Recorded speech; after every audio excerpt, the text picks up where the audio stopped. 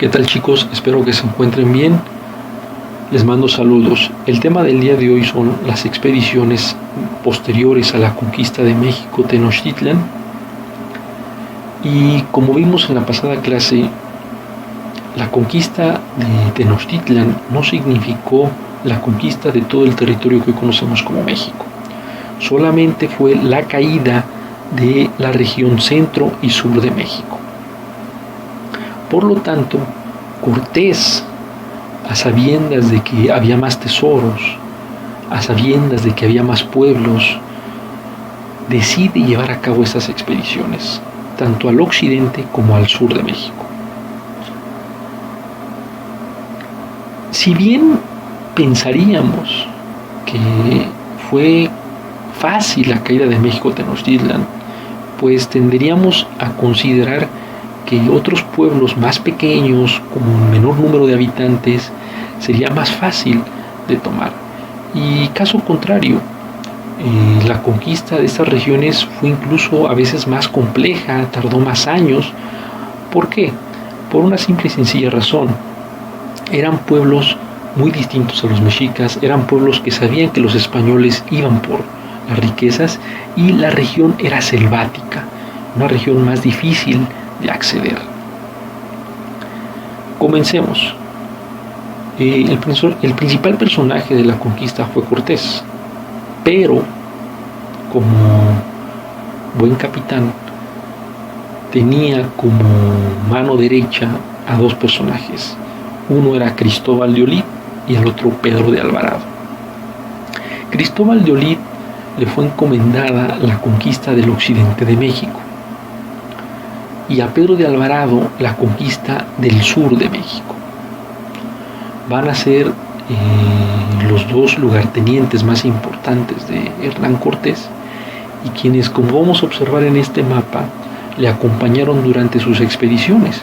Primero la expedición que llevó a cabo Cortés al rodear el Golfo de México y llegar a Veracruz, posteriormente internarse hacia México Tenochtitlan, y ya caído este imperio, comenzar las expediciones a occidente y al sur, incluso llegando hasta lo que hoy conocemos como Honduras y Guatemala.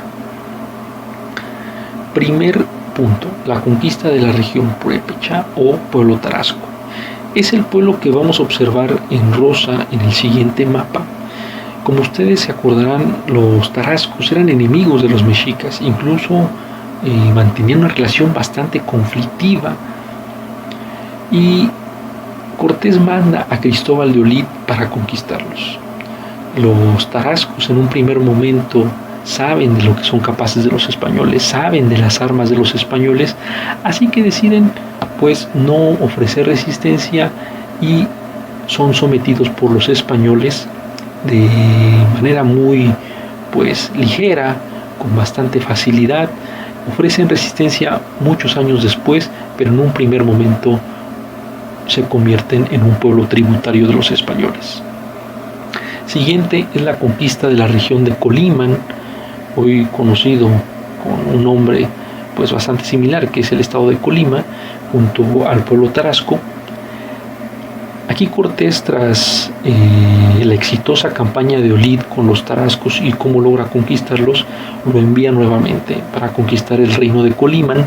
Sin embargo, Cristóbal de Olid encuentra resistencia y Cortés manda a otro capitán que se llama Gonzalo de Sandoval, y en alianza con Cristóbal de Olid logran someter a este pueblo, que, como observamos en la lámina, tenía como figura distintiva a estos perros, muy parecidos a los xoloescuincles. Siguiente es la región de la Mixteco Zapoteca. Se lleva a cabo esta conquista por parte de Pedro de Alvarado. Los zapotecas están en naranja y en el mapa, y mixtecos en morado. Zapotecos y mixtecos, a pesar de que eran pueblos bastante asimilables, eran enemigos. A pesar de que mantenían una cultura y tradiciones casi idénticas, eran enemigos, y cuando llega Pedro de Alvarado, los zapotecas le ofrecen su ayuda a cambio de que los españoles acaben con los mixtecos. y por lo tanto los zapotecos se apoderen de los tesoros mixtecas, así como los españoles. Y sí, Pedro de Alvarado negocia esa alianza y logran someter a los mixtecos y la parte sur de México. Ahora nos encontramos con la conquista de la región totonaca y huasteca, que es en el norte de Veracruz y Puebla, que observamos ahí en verde. Aquí la cosa es distinta, el asunto es distinto. Se mandó una exploración por parte de las islas de Jamaica y Cuba para esa región, y eran huestes que no eran de Cortés, así que llegan y exploran el lugar con tal de someterlas.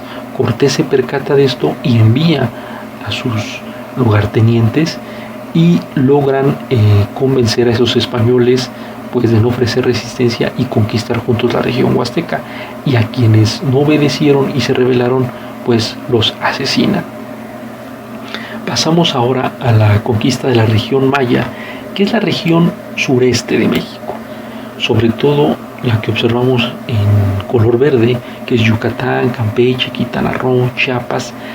La conquista de los pueblos mayas fue un poco más compleja y más difícil, porque como es una zona meramente selvática, no era tan fácil acceder con los caballos ni con las armas de fuego.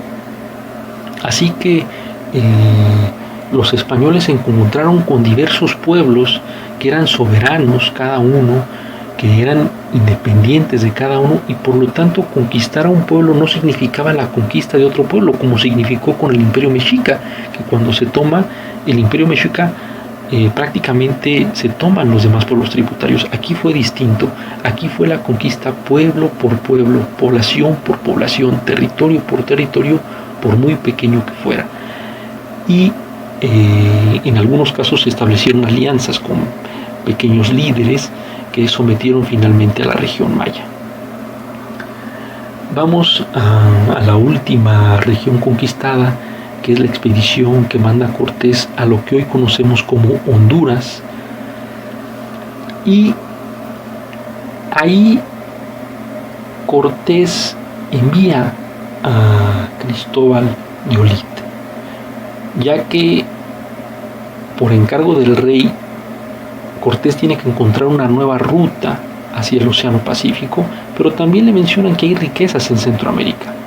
Manda a Cristóbal de Olid. Cristóbal de Olid se adelanta, pero traiciona a Cortés, porque al saber que hay oro, pues decide quedarse con él, y sin embargo Cortés supo de esta traición mucho tiempo después. Las huestes fieles a Hernán Cortés ejecutan a Cristóbal de Olid y prácticamente pues le avisan a Cortés tiempo después. Este decide ir a la conquista de esos territorios personalmente y se lleva a Cuauhtémoc, y aquí es donde se sucede el asesinato del último emperador mexica. Prácticamente Cortés logró expandir sus territorios hacia todo el occidente mexicano, pero también hacia el sur y sureste, e incluso hacia Centroamérica, como hemos visto. Y con el fin de esas expediciones se marca el inicio del virreinato, se marca el inicio del México colonial y comienza el nacimiento de lo que hoy conocemos como México.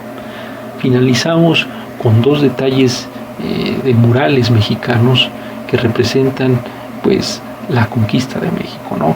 Por un lado, un guerrero jaguar asesinando en batalla a un soldado español, y por otro lado un mural también muy fantástico, que es un guerrero águila en plena batalla con un español, y que significa este mestizaje, significa también, simboliza pues que así como los españoles nos conquistaron, no significó el total exterminio de los pueblos indígenas de México, significó también la asimilación de estos pueblos y la creación de una nueva nación que iban a ser mucho después, que es el pueblo mexicano, con tradiciones tanto indígenas, pero también con la cultura de los españoles, y que se iba a reflejar en las leyendas y el arte del virreinato.